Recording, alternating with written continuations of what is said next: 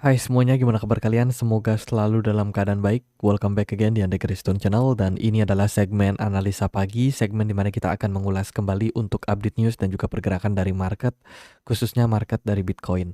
Hari ini kita berada di tanggal 1 Agustus 2025, awal bulan yang baru. Tentu saja ada gebrakan baru ya, terutama dari Indonesia. Baru aja pajak disahkan untuk perdagangan kripto yang baru. Yang paling terdampak adalah mereka yang trading di exchange luar, yang mana dikenakan tarif PPH sampai dengan 1%. Itu menurut saya relatif besar ya. Jadi bisa dibilang ya teman-teman, ini adalah regulasi terbaru. Negara kita perlu pajak, perlu dana untuk membangun negaranya. Jadi ya itulah. Teman-teman, dari market kripto sendiri di perdagangan kemarin lumayan positif ya. Bitcoin dikerek naik, rally sampai kisaran level 118 ribuan, mendekati 119 ribu, udah dapat rejection dan akhirnya ya mengalami koreksi seperti itu. Kalau kita lihat dari kondisi pasar emas kemarin ada rebound sedikit setelah dalam beberapa hari mendapatkan tekanan. Kemudian indeks dolar so far masih sangat kuat ya sejauh ini, karena dilihat dari beberapa statement yang disampaikan oleh Jerome Powell pada press conference kemarin, di mana dia ditanyakan apakah bulan September ke depannya suku bunga bakalan dipangkas, dan Jerome Powell bilang tidak ada jaminan. Mereka juga tidak merencanakan akan memangkas suku bunga di bulan September. Seperti itu kurang lebih, karena Jerome Powell masih percaya bahwa mereka akan selalu melihat data by data. Dan apa yang terjadi setelah kemarin kita dapat rilis data PCE and Core PCE inflation, ternyata menunjukkan bahwasanya data PCE inflation meningkat dari 2,4% secara year on year menjadi 2,6%, dan juga data Core PCE inflation itu bertahan di 2,8 sesuai dengan ekspektasi pasar. Selain itu juga ada data initial jobless claim dari Amerika Serikat, di mana klaim penganggurannya mengalami kenaikan sekitar 1.000. Jadi bisa dibilang dari data kemarin ini lumayan positif untuk dolar, dan dolar sekarang berada beberapa poin saja di bawah level 100. Ini tentu saja merupakan sebuah sinyal yang negatif, dan ada opportunity untuk indeks dolar masih bisa menguat sampai kisaran 101. Jadi buat teman-teman yang trading, otomatis ini akan menjadi tekanan juga nih buat market kripto, kemudian buat saham S&P 500 ya. Nah, kalau kita lihat realitanya pada pasar, total market cap kemarin sempat mengalami peningkatan, tapi at the end kan koreksi lagi. Hari ini udah turun 0,55%. Kemudian total market cap di luar dari Bitcoin itu kemarin atau perdagangan hari ini ya mendapatkan outflow sekitar 0,8%. Kemudian juga total tree ini juga udah turun di bawah 1 triliun US dollar. Jadi bisa dibilang secara volume sebenarnya nggak terlalu strong untuk market cap-nya sekarang ini gitu. Kalau kita lihat juga dari USDT dominance, alat yang kita bisa pakai buat ngukur apakah trader sekarang pada profit taking, menunjukkan proses kenaikan 0,61%, menunjukkan bahwa investor kripto saat ini udah mulai meningkatkan kepemilikan dari USDT-nya. Artinya mereka udah udah mulai profit taking dari aset kripto yang dimiliki.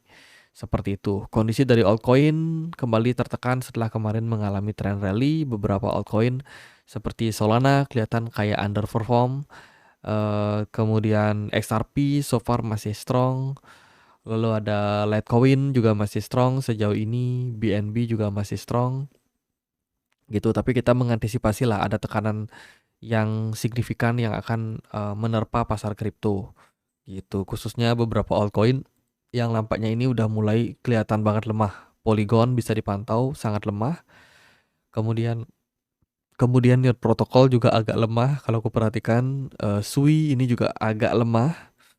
Lalu ada Chainlink juga teman-teman. Chainlink, Avalanche ini kelihatan banget ada selling pressure yang lumayan signifikan. Gitu. Jadi bisa dibilang kondisi dari market sekarang under pressure. Adapun beberapa berita yang kita temukan di market ya, yang pertama adalah si Elizabeth Warren terpleset dia ketika mau bersandar di kursi Senat, teman-teman. Nah, ini jatuh dia. Ya, jadi Elizabeth Warren ini adalah salah satu tokoh yang anti sama kripto ya. Anti sama kripto, dia sangat-sangat tidak disukai lah sama pecinta kripto. Teman-teman, kemudian kita lupa bahas untuk berita hari ini ya dari kalender ekonomi. Kita akan dapat beberapa sentimen data yang penting. Salah satunya adalah data CPI and Core CPI dari Uni Eropa. Ini bakalan rilis jam 4 sore nanti. Kemudian ada data non-farm payroll dari Amerika Serikat akan rilis jam setengah 8 malam. Lalu ada unemployment rate, juga data yang sangat penting melihat pengangguran dari Amerika Serikat. Ini rilis juga jam setengah 8 malam. Kemudian ada data manufacturing PMI, manufacturing prices, Michigan One Year Inflation Expectation juga bakalan rilis nanti jam 9 malam. Jadi beberapa data tersebut tentu saja akan memberikan dampak terhadap pasar. Apalagi kita sudah berada di bulan yang baru, otomatis ya outlook dari pasar perlu kita perhatikan untuk bulan September kali ini. Bulan Agustus kali ini. Gitu. Ada beberapa berita ya yang menarik untuk kita bahas. Yang pertama adalah menurut laporan terbaru ya, Donald Trump sudah menyetujui tentang adanya peraturan terbaru bagi mereka yang memegang jabatan sebagai anggota DPR atau pimpinan tertentu di parlemen. Itu dilarang memiliki yang namanya saham. Teman-teman, ini aturan terbaru dari Trump untuk membuat perdagangan saham lebih fair, kemudian juga tidak ada konflik kepentingan bagi mereka yang memiliki saham sebuah perusahaan ya, supaya tidak mengambil keputusan dan kebijakan yang menguntungkan perusahaan tersebut. Kurang lebih seperti itu. Mereka pengen menciptakan perdagangan yang aman, perdagangan yang juga bisa dibilang adil gitu. Nah, ini pembaruan terbarunya. Ya, intinya itu ban stock trading by member of Congress. Ini sudah disetujui oleh Presiden Trump dan Vice President. Kemudian dari berita yang lain adalah Bitcoin,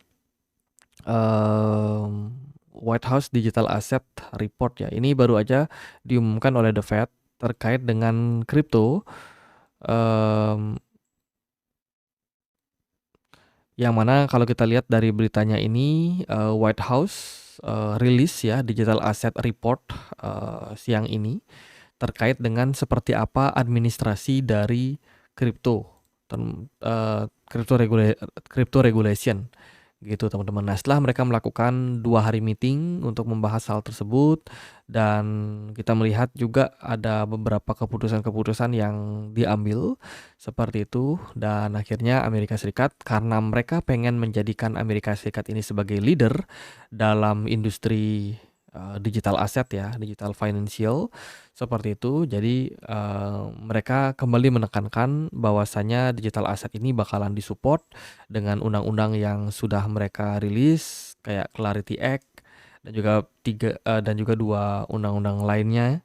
Teman-teman, menunjukkan bahwa Amerika Serikat ini memang benar-benar komitmen gitu sama perkembangan aset kripto.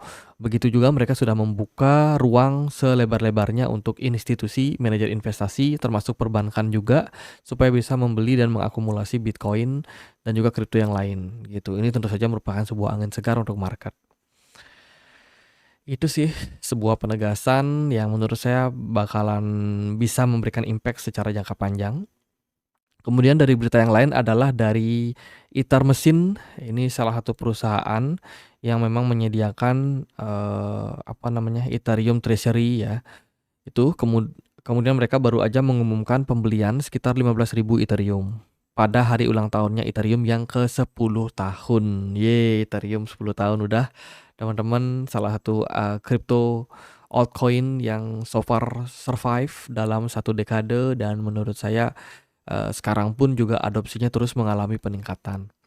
Kalau kita perhatikan dari data social value kemarin, Ethereum Spot ETF mendapatkan inflow hanya 5,79 juta. Investor udah mulai rada-rada khawatir dalam mengakumulasi produk ini. Kemudian dari Bitcoinnya juga masih mendapatkan inflow sekitar 47 juta US dollar. Sangat relatif kecil. Kemudian dari SEC ada dari American Leadership in Digital Finance Revolution. Nah, ini kurang lebih mirip aja mirip aja seperti berita yang sudah kita sempat bahas tadi yang ini. Itu kemudian dari berita yang lain datang dari SEC launch Project Crypto US to become crypto capital.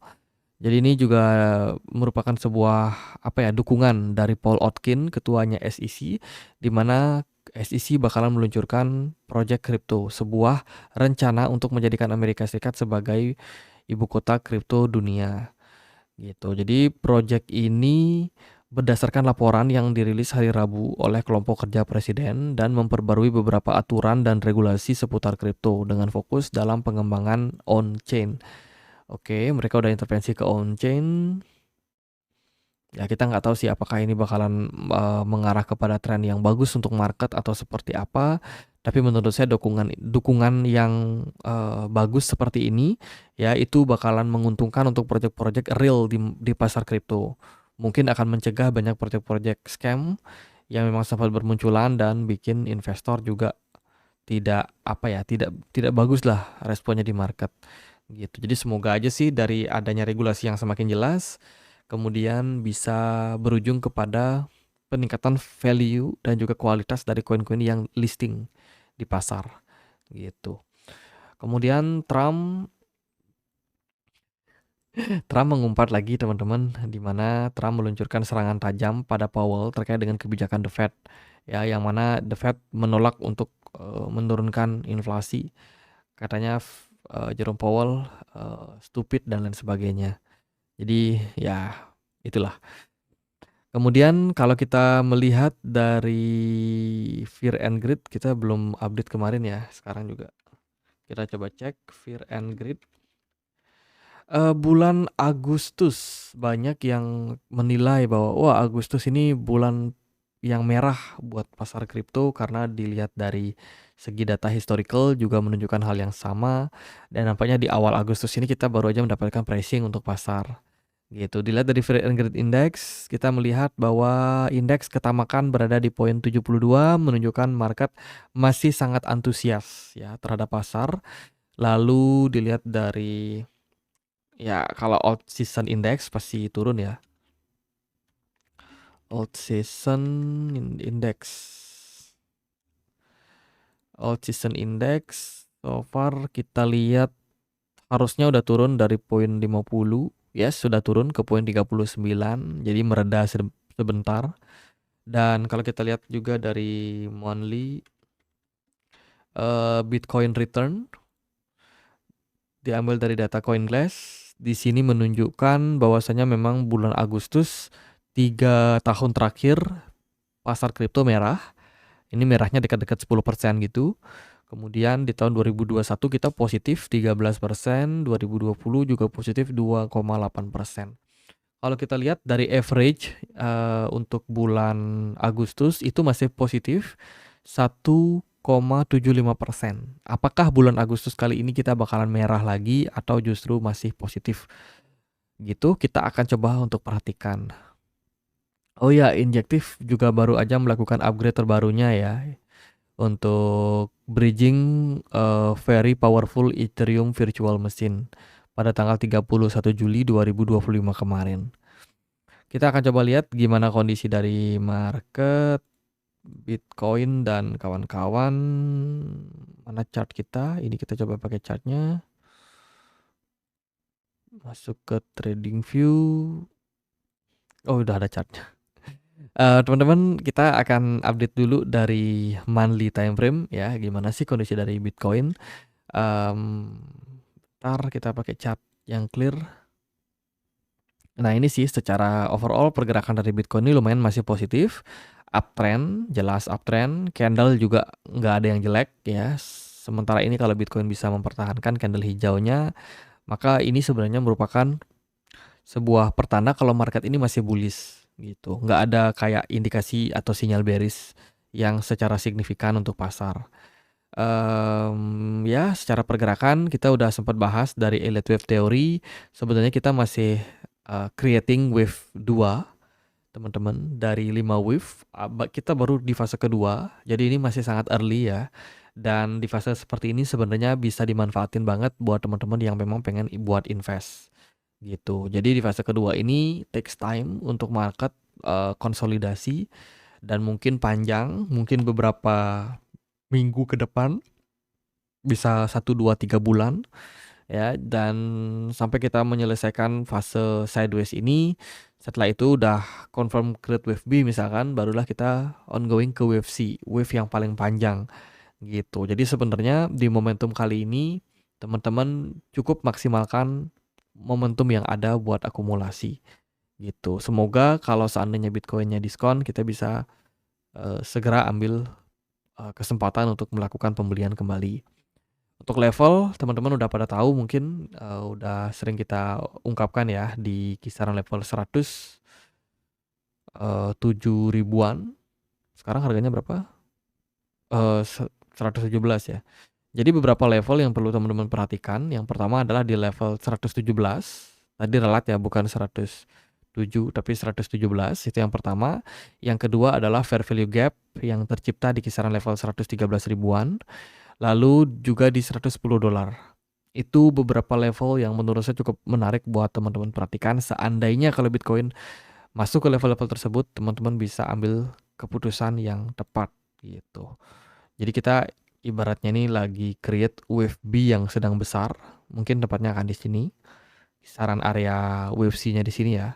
Tapi overall sekarang kita lagi dalam tahap korektif untuk market gitu. Kemudian Bitcoin dominance ancang-ancang menguat. Hati-hati, ini bisa menjadi sebuah tanda pricing untuk altcoin. Beberapa altcoin yang menunjukkan gerak-gerik koreksi itu kayak Ethereum. Ethereum so far gerak-geriknya koreksi tapi kuat, teman-teman. Secara pergerakan dia masih sangat kuat. Bitcoin pun juga koreksi tapi masih strong gitu. Dari sini sih kita melihat ya bahwa kemungkinan tren itu akan mengarah kepada penguatan untuk beberapa altcoin secara jangka panjang. Kayak Ethereum boleh dipantau, kemudian Solana, XRP itu juga sangat bisa teman-teman pantau. Ya mungkin beberapa altcoin juga dengan tema Amerika seperti Algorand, Hedera Habar itu boleh teman-teman pantau buat akumulasi, let's say Bitcoin dan kripto nanti ada crash seperti itu ya. Jadi untuk sekarang ini kita, kalau menurut saya pribadi ya, jauh-jauh dulu dari proyek-proyek yang nggak jelas, yang fundamentalnya nggak jelas. Karena dari dukungan regulator, kayak teman-teman cek tadi, itu eh, Amerika Serikat itu berencana menjadikan negara mereka itu adalah pusat kripto. Jadi regulasi pengembangan pengembangan kripto ini bakalan difokuskan untuk proyek-proyek yang punya utility. Kurang lebih seperti itu. Makanya ini bakalan menjadi poin yang bagus seperti itu. Dan kalau kita perhatikan sih dari segi movement ya, sementara ini memang koin-koin yang banyak naik itu adalah koin-koin yang punya utility. Rata-rata layer 1, DeFi, dan juga token-token Amerika Serikat gitu. Sementara proyek-proyek kayak AI agent kemarin kan nggak terlalu bullish. Kemudian tema bioteknologi juga nggak terlalu bullish. Kemudian gaming juga belum terlalu bullish teman-teman. Jadi bisa dibilang kondisi dari market ini pilih-pilih lah, pilih-pilih altcoin mana yang punya potensi buat mengalami rally. Kurang lebih seperti itu aja untuk update kali ini. Kalau dari saya pribadi, view saya masih sama. Kita lagi dalam tahap korektif, meskipun korektifnya itu nggak enak banget karena Bitcoin cuma kelihatan sideways saja. Ya, jadi koreksi, tapi koreksinya itu sideways. But kita ongoing untuk running ke wave B yang kita sudah bahas tadi. Gitu. Jadi wave B-nya itu ada di sini, kisaran 117.000, 113.000 ataukah di 110.000. Jadi antara level-level tersebut gitu. Kalau nanti udah create wave B, kita akan running ke wave C. Jadi ini adalah kesempatan long term. Oh iya, teman-teman, terkait dengan pajak, saya kasih sedikit pendapat ya. Jadi melihat peningkatan pajak yang sudah ditetapkan oleh pemerintah yang terbaru, eh, ya kita nggak punya pilihan lain sebenarnya, teman-teman, antara kita mengikuti atau kita membangkang ya. Tapi kalau kita mengikuti, ya saya pribadi akan berada di pihak yang mengikuti. Saya melihat bahwa sudah saatnya untuk swing trading lebih diprioritaskan. Swing trading itu kayak trading hold ya kan dalam beberapa periode. Setelah kita merasa oke, baru kita profit taking. Jadi scalping udah kayak nggak dapat ruang sih, karena beban pajak yang dibebankan lumayan signifikan. Kemudian kita juga akan menghadapi resiko fluktuasi pasar ya, yang memang jangka pendeknya itu sangat beresiko gitu. Better untuk buy and hold sih. Saya sendiri lebih preferred. Kemarin kita sempat bikin survei juga di komunitas gitu ya. Jadi saya tanya intinya teman-teman, apakah sudah mulai invest jangka panjang di Bitcoin? Ada 3 kategori jawaban. Yang pertama adalah sudah, udah simpan di cold wallet. Yang kedua sudah tapi masih simpan di exchange. Dan yang terakhir adalah belum ataupun tidak tertarik untuk save Bitcoin dalam jangka panjang. Nah, ini menurut saya merupakan sebuah strategi yang bisa kita lakukan. Gitu. Bitcoin adalah aset yang sudah pasti secara track record ya, itu sudah pasti naik gitu in the long run gitu. Jadi dengan adanya regulasi yang lebih baik, tentu saja ini akan meningkatkan kepercayaan buat holder Bitcoin gitu. Saya pribadi akan lebih prioritaskan buat hold jangka panjang ke depannya. Simpan di cold wallet otomatis ya, itu udah paling aman menurut saya, karena kalau simpan di exchange itu pertama ada resiko serangan ya kan, bisa aja diserang sama hacker ya kan. Terus ya mungkin dana kita akan di backup oleh exchange, artinya akan dibayarkan kembali bagi mereka yang merasa kerugian, tapi kan mungkin nggak plek-ketiplek langsung ya, bisa jadi takes time, menunggu juga waktu yang diberikan kayak gitu.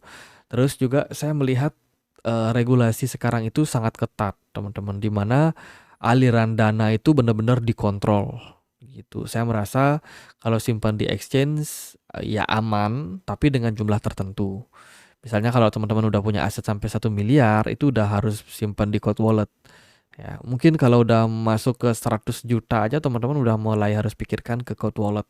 Safe lebih aman gitu. Jadi kalau dari saya pribadi sih gitu, solusinya lebih baik simpan di cold wallet untuk Bitcoin yang dimiliki. Kalaupun ada di exchange, pakai trading jangka pendek ya, beberapa minggu atau beberapa hari itu it's okay.